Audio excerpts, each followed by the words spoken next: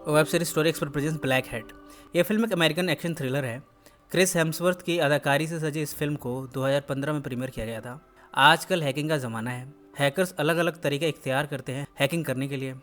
इस कहानी में हैकर्स ने न सिर्फ कूलेंट प्लांट को हैक करके हीट कर दिया, बल्कि शिकागो का मर्केंटाइल ट्रेड एक्सचेंज भी हैक कर लिया। इन सब के तार जुड़े हैं चाइना से। ये सब हम इस कहानी में देखेंगे। फिल्म को डायरेक्ट किया था माइकल मान ने। कहानी शुरू करने से पहले आपसे गुजारिश है, हमने उत्तराखंड के खूबसूरत लोकेशंस के ऊपर ब्लॉगिंग चैनल शुरू किया है, चलो उत्तराखंड। इसका लिंक नीचे डिस्क्रिप्शन में दिया गया है, प्लीज़ इसे सब्सक्राइब करना ना भूलें। आज हांगकांग के चाइवान शहर में हैकर्स ने यहाँ के कूलेंट पंप को ही हैक कर लिया है, जिसकी वजह से वो ओवरहीट करने लगा और एक्सप्लोड हो गया।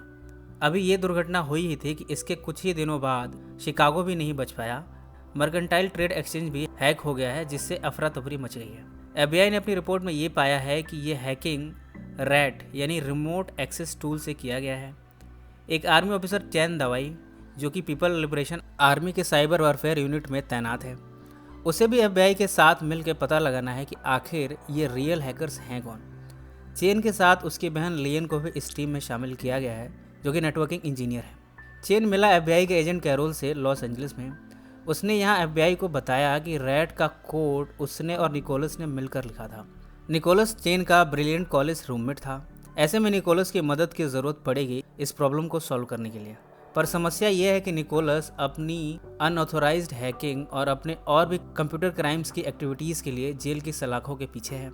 चेन ने एफबीआई से कहा, इस समस्या को सुलझाने के लिए निकोलस की ज़रूरत पड़ेगी, उसे कुछ समय के लिए जेल से रिलीज़ करना ही पड़ेगा। लिहाजा एफबीआई की मदद से निकोलस को कुछ समय के लिए जेल से रिलीज़ कर दिया गया है, उसकी सर्विसेज लेने के लिए।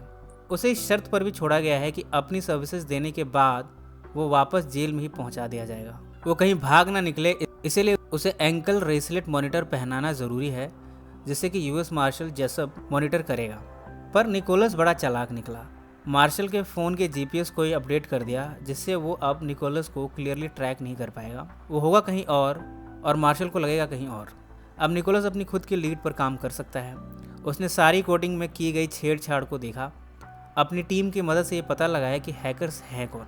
उनके पार्टनर से मीटिंग फिक्स की एक रेस्टोरेंट में जब वो लियन के साथ उनका वेट कर रहा है, तब उसने लियन से उसके पास के बारे में पूछा। यहाँ दोनों की आपस में बातचीत होनी शुरू हुई और दोनों में एक केमिस्ट्री डेवलप हुई। ये सब तो यहाँ हुआ, पर हैकर्स के वे पार्टनर्स यहाँ नहीं पहुँचे।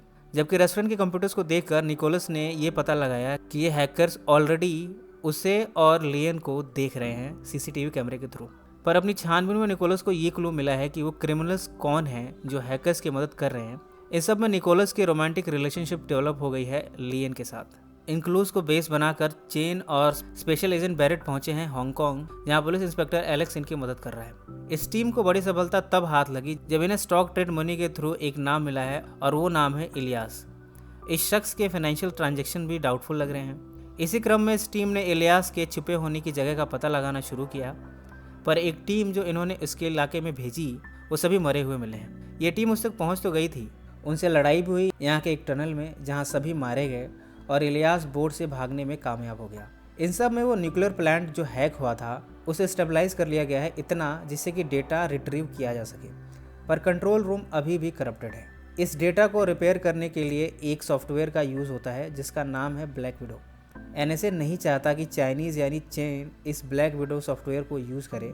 अगर ऐसा हुआ तो यूएस की काफ़ी सेंसिटिव इन्फॉर्मेशन चाइना तक पहुंच जाएगी। इन सब में निकोलस ने इस ब्लैक विडो को यूज़ किया और हैकर्स की लोकेशंस का पता लगाया, जिससे ये पता चला कि इन हैकर्स का बेस जकार्ता में है। लियन ने भी अपनी रिसर्च में ये पता लगाया है कि हैकर्स इस समय मलेशिया में एक्टिव हैं। जब निकोलस ने ब्लैक विडो सॉफ्टवेयर का इस्तेमाल किया, तब ये बात एफबीआई, यूएस गवर्नमेंट और एनएसए से छिप नहीं पाई, और सभी ये डिमांड करने लगे कि अब निकोलस को वापस जेल में ही डाल देना चाहिए। इलियास के आदमियों ने भी चेन की कार में ट्रैकिंग डिवाइस लगा दिया। इधर इंस्पेक्टर बैरेट को ऑर्डर दिया गया है कि वो जल्द से जल्द निकोलस को अरेस्ट करे, पर चेन इलियास के आदमियों के द्वारा मारा गया। उसकी कार को ट्रैक करके वहाँ ब्लास्ट किया गया और वो मारा गया। बैरेट और उसके साथी भी यहाँ पहुँचे, पर वो भी इलियास के आदमियों के द्वारा मारे गए। इस समय लियन और निकोलस चेन की कार से अटैक होने के पहले ही इत्तेफाकन उतर गए थे, इसलिए दोनों बच गए। लियन ने अपने सीनियर ऑफिसर को फ़ोन किया एक प्लेन को अरेंज करने के लिए, और इस प्लेन के थ्रू निकोलस और लियन इलियास का पता लगाने निकल पड़े हैं। चेन को खोने पर लियन के साथ साथ निकोलस भी बहुत दुखी है। वो निकोलस का कॉलेज टाइम का फ्रेंड था। अब वो अपने दोस्त को खोने का बदला लेना चाहता है, इसलिए इन्हें सबसे पहले पता लगाना है कि आखिर इन हैकर्स का गोल क्या है। अपनी डिस्कवरी में इन्हें मलेशिया में टिन माइंस के सेट मिले हैं। इन सब से ये पता चलता है कि इन हैकर्स का प्लान कुछ बड़ा है। न्यूक्लियर प्लांट का हैक करना तो बस एक टेस्ट था, ये मलेशिया के बड़े डैम को तोड़ना चाहते हैं, टिन माइंस को डिस्ट्रॉय करना चाहते हैं। उसके बाद ये गवर्नमेंट से डील करेंगे।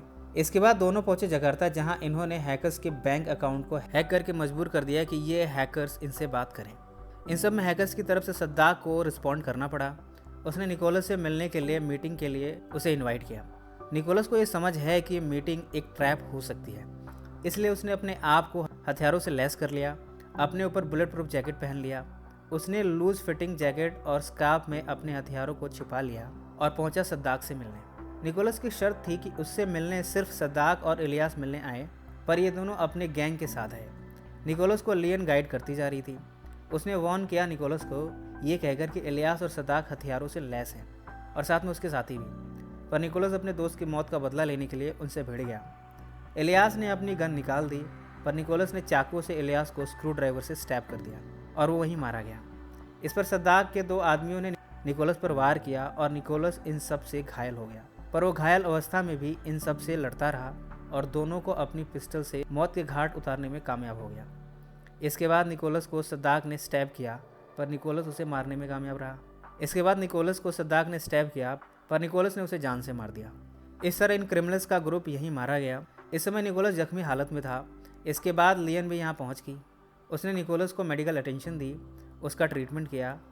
एंड के सीन में हम देखते हैं कि लियन और निकोलस एक साथ इंडोनेशिया को छोड़कर जा रहे हैं और इसी नोट पर यह फिल्म समाप्त हो जाती है। ये कहानी आपको कैसे लगी कमेंट्स में ज़रूर मेंशन करें। सो फ्रेंड्स, फिर मिलेंगे ज़िंदगी के किसी नए मोड़ पर।